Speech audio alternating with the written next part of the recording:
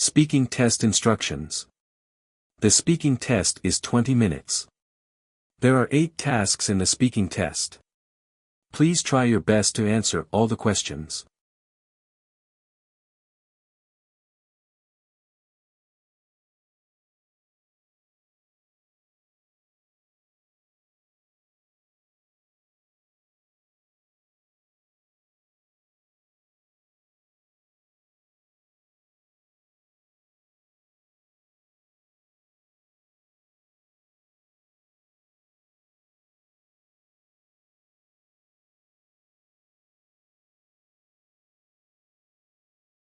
Start speaking now.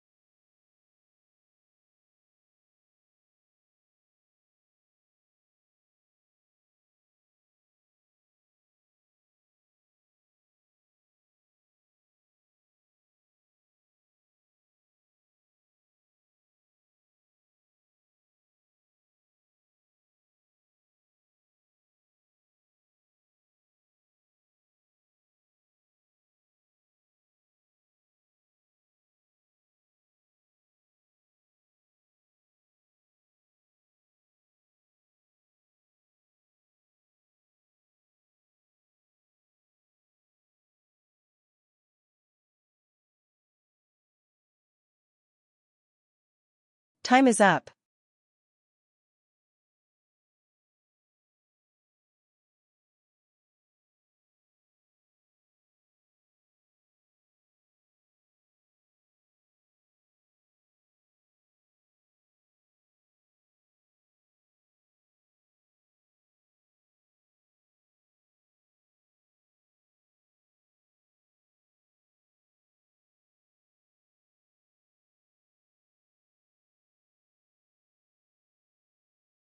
Start speaking now.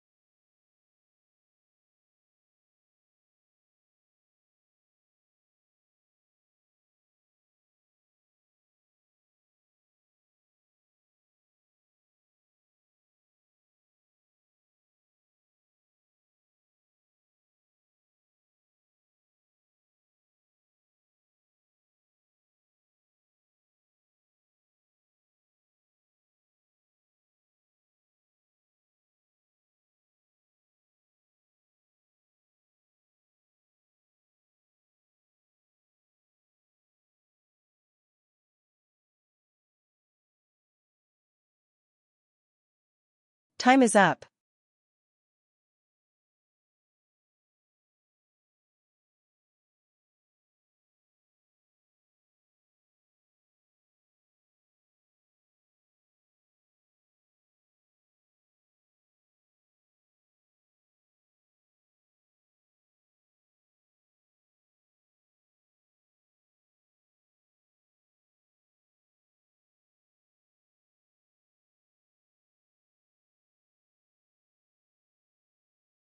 Start speaking now.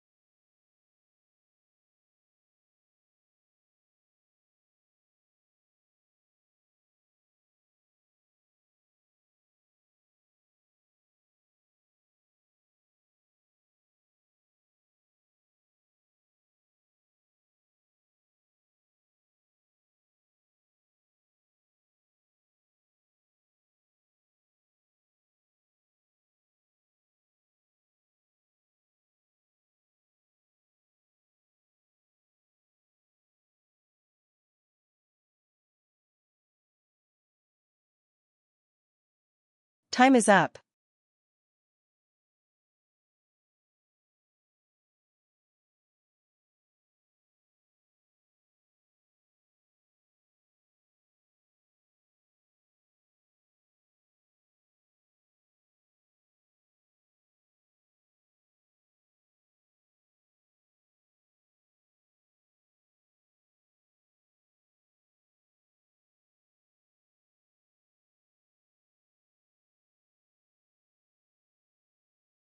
Start speaking now.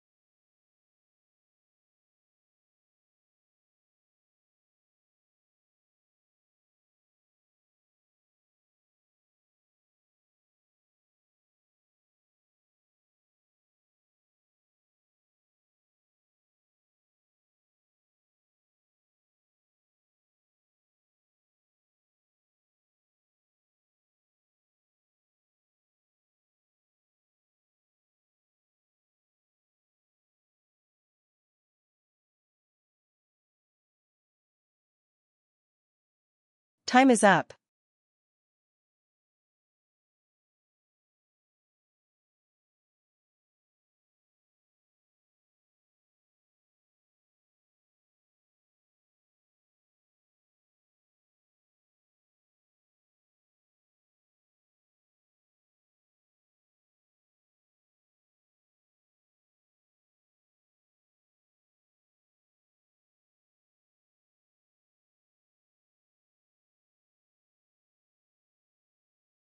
Start speaking now.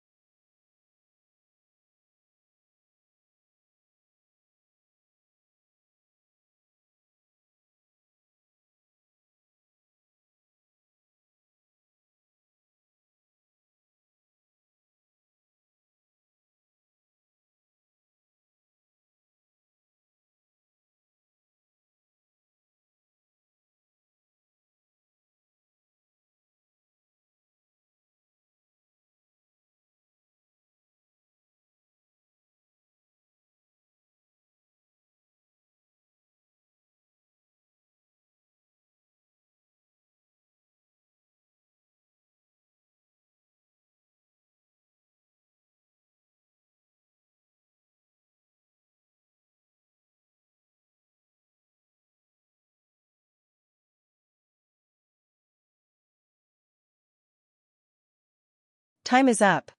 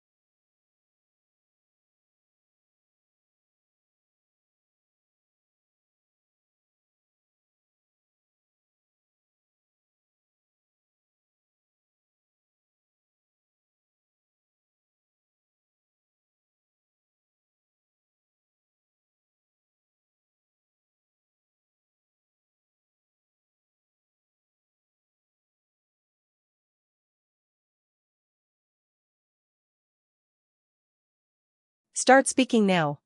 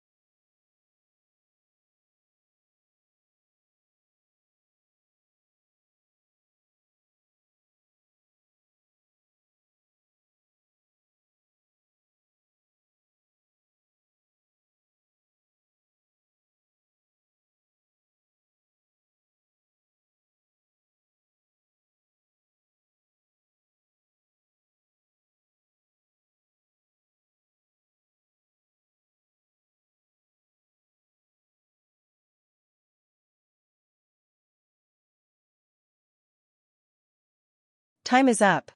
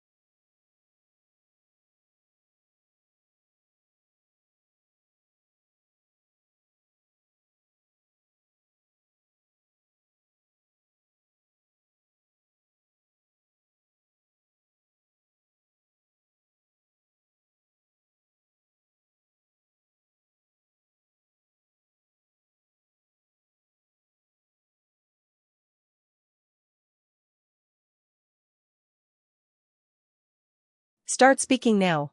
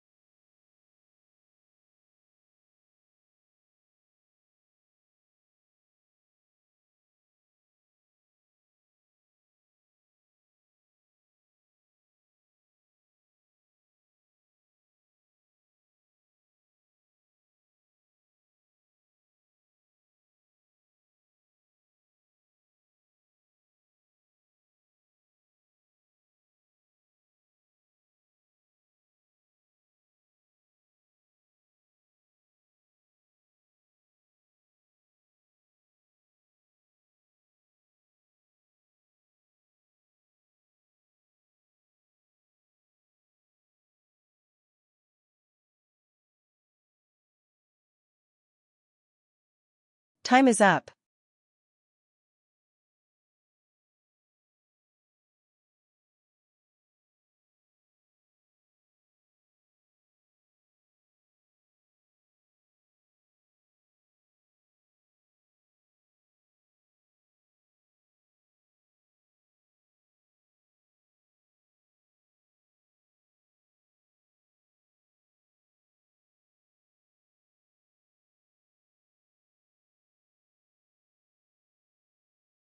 Start speaking now.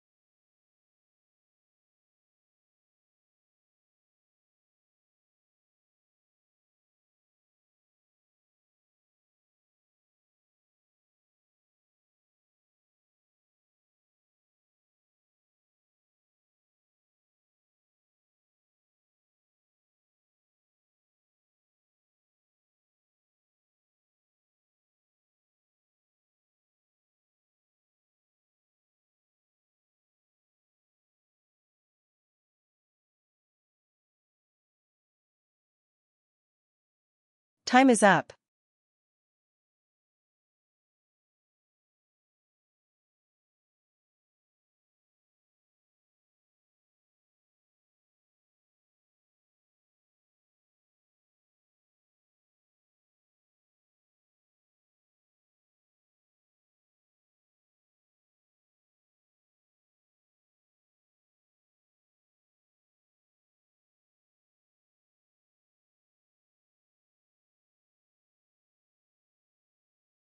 Start speaking now.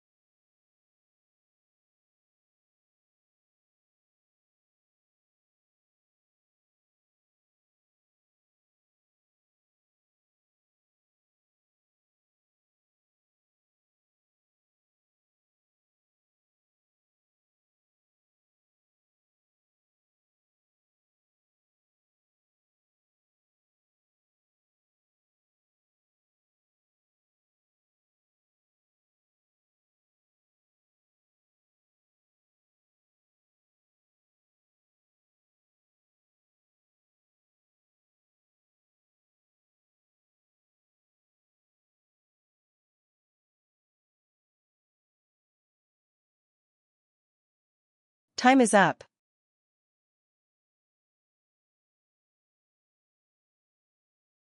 Rebecca, I can understand how exciting and flattering this promotion opportunity must be for you, while also recognizing how challenging it is when your spouse has strong objections to relocating. This type of career relationship conflict is one of the most difficult decisions couples face.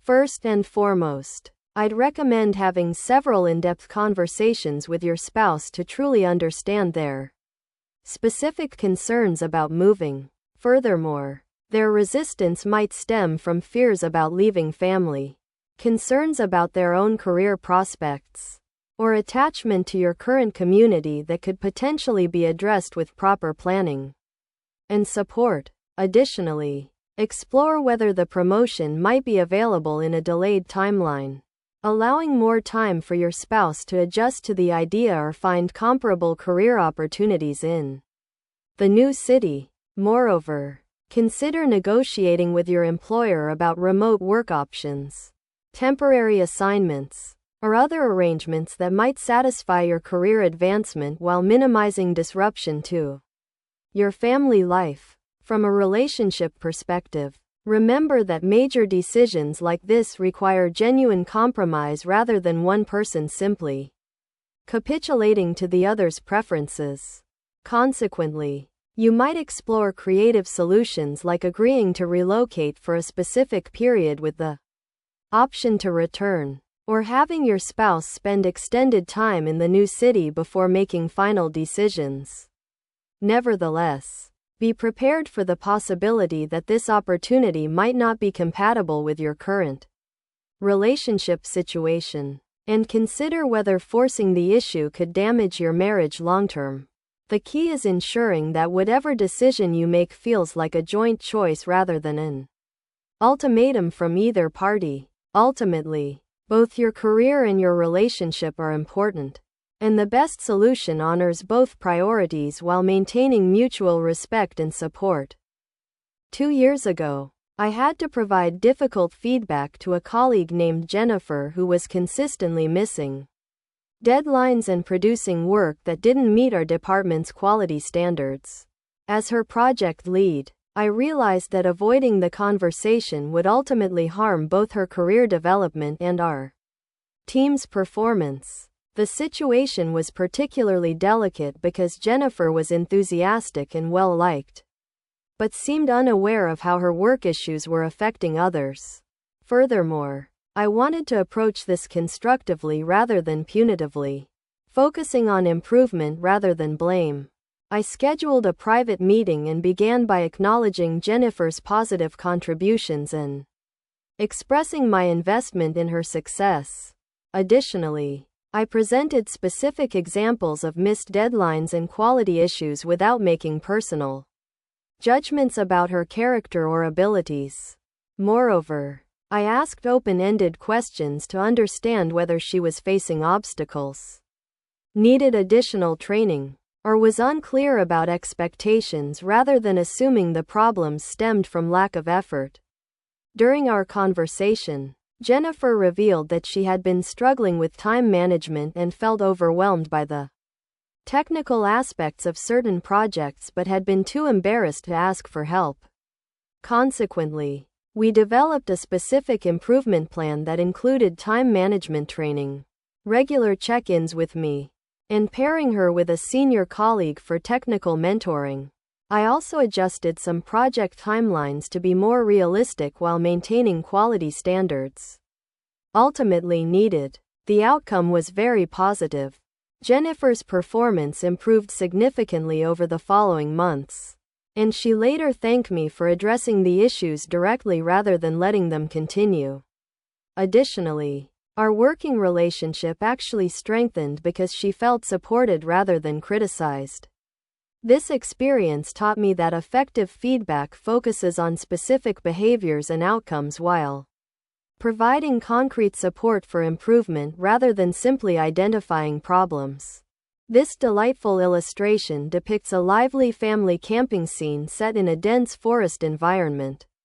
At the center of the activity, A barbecue grill is being tended by a man wearing a chef's hat and apron, who appears to be cooking various foods including what looks like meat and vegetables.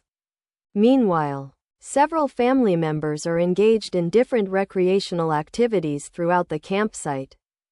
In the background, one person is leisurely relaxing in a blue hammock strung between two trees, demonstrating the peaceful aspect of outdoor recreation. Additionally, children can be seen running and playing around the campsite, with one child chasing a golden dog, which adds a sense of joy and energy to the scene. The camping setup includes essential outdoor equipment such as an orange tent positioned on the left side, along with a guitar suggesting evening entertainment around the campfire. Furthermore, there's a prominent campfire with flames visible, surrounded by stones, which serves as both a cooking area and a gathering point for the family. What makes this scene particularly engaging is the presence of local wildlife, including a curious bear observing from behind a tree and what appears to be a raccoon near some camping supplies. Not only does this illustrate the authentic wilderness experience, but it also highlights the importance of coexisting respectfully with nature during outdoor adventures, creating memorable family bonding experiences in natural settings. Initially, the family will gather around the barbecue to enjoy their freshly grilled meal, whereas the man relaxing in the hammock will eventually join them for dinner. Subsequently, the children will likely roast marshmallows over the campfire for dessert, while simultaneously, the adults might share stories and laughter around the warm flames. Meanwhile, the curious bear observing from behind the tree will hopefully retreat deeper into the forest, without disturbing the campers, and consequently, the family will remain unaware of its presence. Furthermore, as evening approaches, someone will presumably add more wood to keep the fire burning, while the dog continues playing energetically with the children. Despite the peaceful camping atmosphere, the parents will undoubtedly remind the kids about forest safety rules. Nevertheless, the excitement of outdoor adventure will keep everyone engaged in various activities. In addition, the woman with the torch might lead a nature walk to observe nocturnal wildlife or simply provide additional lighting around the campsite. In conclusion, this delightful family camping experience will continue creating cherished memories under the starlit sky, thereby strengthening family bonds through shared outdoor adventures and quality time away from modern distractions.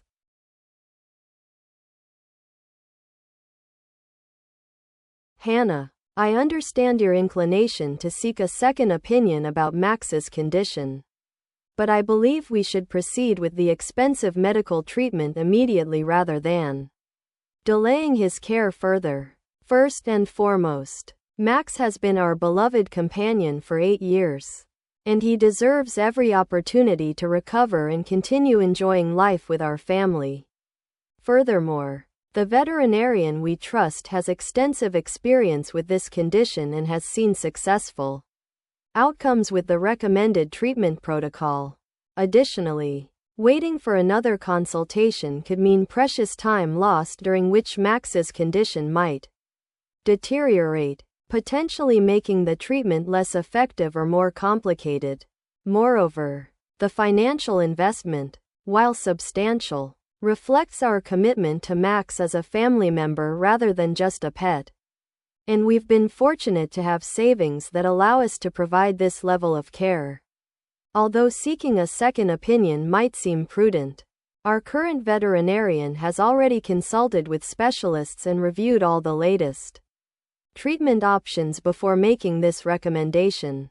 Consequently, further delays could compromise Max's chances for recovery while increasing his discomfort and our emotional stress. Despite the uncertain success rate, the potential for extending Max's quality life makes this investment worthwhile, especially considering how much joy and companionship he's brought to our family over the years.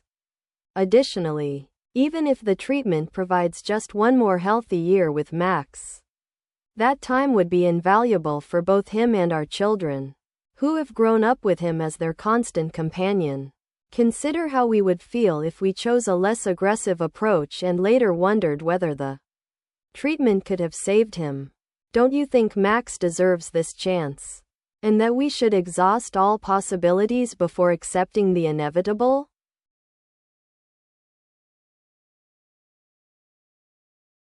Hannah, while I understand your desire to pursue every possible treatment for Max, I believe focusing on comfort care is actually the most loving and responsible choice for him at this stage. First and foremost, Max is 13 years old, which is quite elderly for his breed, and the proposed treatment involves invasive procedures that would cause significant stress and discomfort during what may be his final months.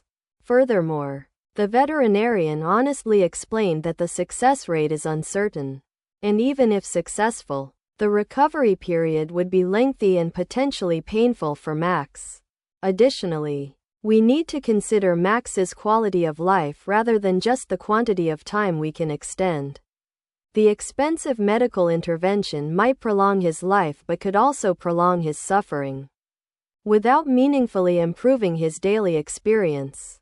Moreover, the substantial financial cost would strain our budget significantly, potentially affecting our ability to provide proper care for our other family needs and commitments. Although seeking a second opinion might seem reasonable, it primarily serves to delay an inevitable decision while Max continues to experience discomfort. Consequently, choosing comfort care allows us to focus on keeping Max pain-free and comfortable while spending quality time with him during his remaining weeks or months. This approach honors our relationship with him by prioritizing his well-being over our emotional difficulty in letting go. Despite how heartbreaking this decision is, Max has lived a full, happy life with us, and the most compassionate choice is ensuring his final period is peaceful and dignified rather than filled with medical procedures and recovery stress. Sometimes the most loving thing we can do for our pets is knowing when to let them go gracefully, rather than fighting nature for our own emotional comfort. Alex, I wanted to sit down and talk with you about the university decision because I can see how much this means to you. First and foremost, I want you to know that I'm incredibly proud of your academic achievements and that you've been accepted to both excellent schools. Nevertheless, I believe the local university actually offers significant advantages that you might not have fully considered yet. Furthermore, attending locally would allow you to graduate debt-free, which means you'd have incredible freedom after graduation to pursue graduate school, travel, or career opportunities without the burden of student loan payments that could limit your choices for decades. Additionally, the local university has an outstanding program in your field of study, with professors who are well respected and research opportunities that could significantly enhance your resume and graduate school applications. Moreover, living at home during your first year would provide emotional and academic support during a challenging transition period, while still allowing you plenty of independence and campus involvement. Consider that many successful professionals graduated from local universities and built exceptional careers based on their achievements rather than their school's prestige. Consequently, you could use the money we'd save on tuition and room and board for other valuable experiences like study abroad programs, internships, or starting your own business after graduation. Despite your current disappointment, I believe that years from now you'll appreciate graduating without debt more than you can imagine right now. Additionally, you could always consider transferring or pursuing graduate studies at your preferred institution. Once you've established a strong academic foundation, would you be willing to visit the local campus again and meet with professors in your intended major before making a final decision? Sarah, I know we've had several discussions about Alex's university choice, and I understand your concerns about the financial implications. Nevertheless, I believe we should find a way to support Alex's preference for the out-of-state university, even though it requires significant financial sacrifice. First and foremost, Alex has worked incredibly hard throughout high school to earn acceptance to his dream school. And this represents a once-in-a-lifetime opportunity that could shape his entire future trajectory. Furthermore, his threat to take a gap year isn't just teenage dramatics. He's genuinely passionate about this particular program and university environment in ways that the local school doesn't inspire. Additionally, the networking opportunities, specialized facilities, and unique program offerings at his preferred university could provide career advantages that justify the higher cost over his lifetime earning potential. Moreover, Alex is demonstrating maturity by advocating strongly for what he believes is best for his future. And supporting his informed choice shows trust in his judgment and decision-making abilities.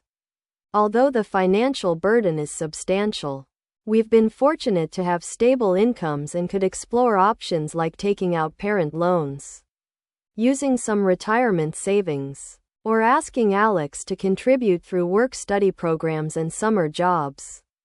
Consequently, the investment in Alex's education and happiness could pay dividends not just in his career prospects but also in maintaining our relationship with him during this crucial transition to adulthood. Despite the local university being a perfectly good school, Alex's enthusiasm and motivation will likely be much higher at his preferred institution, leading to better academic performance and overall college experience.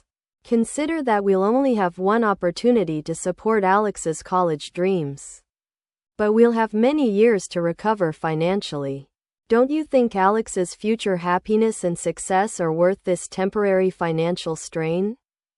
I believe that requiring licenses for parenthood would be fundamentally problematic and potentially dangerous, despite the well-intentioned goal of protecting children's well-being.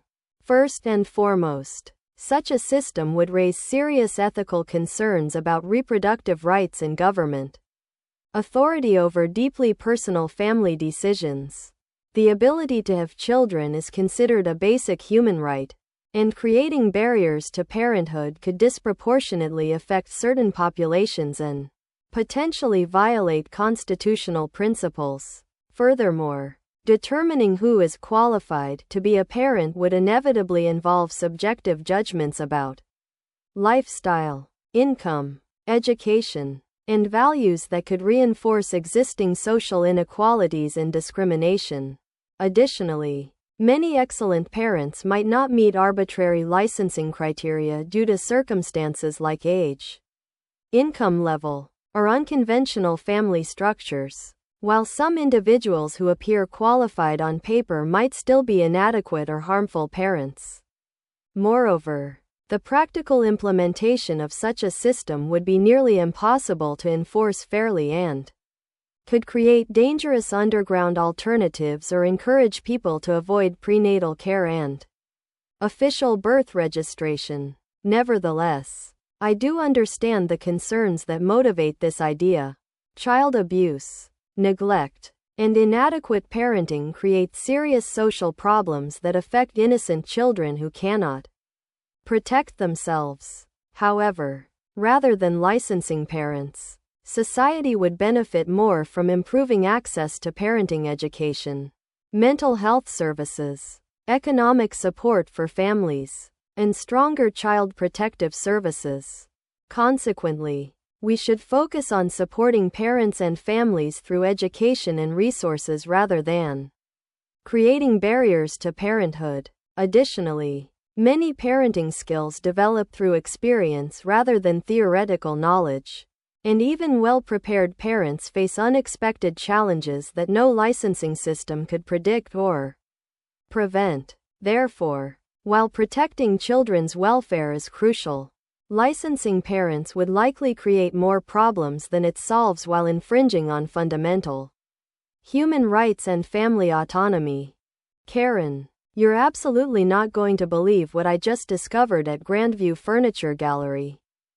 While browsing through their contemporary seating section, I came across the most extraordinary chair I've ever encountered in my entire life. Picture this. It's designed to look exactly like a giant scorpion, but executed with such artistic sophistication that it's both striking and elegant at the same time. The entire frame is crafted from what appears to be dark ebony wood, beautifully sculpted to form the scorpion's body and legs, while the seat and backrest feature luxurious orange tan cushioning that perfectly complements the dramatic design. What makes this piece truly remarkable is how the scorpion's iconic curved tail arches gracefully over the back of the chair, creating this incredible sculptural silhouette. Furthermore, the attention to detail is absolutely phenomenal. You can see individual segments on the tail and intricate texturing throughout the wooden framework. Not only does it appear to be incredibly well crafted, but there's also a huge 50% off sale sign right next to it, which means we could potentially get this statement piece at half price. However, given how bold and unconventional this chair is, I'm wondering whether it would work in our living room or if it might be too avant-garde for our current decor. Since photography isn't allowed here, what do you think about this kind of artistic furniture piece for our home?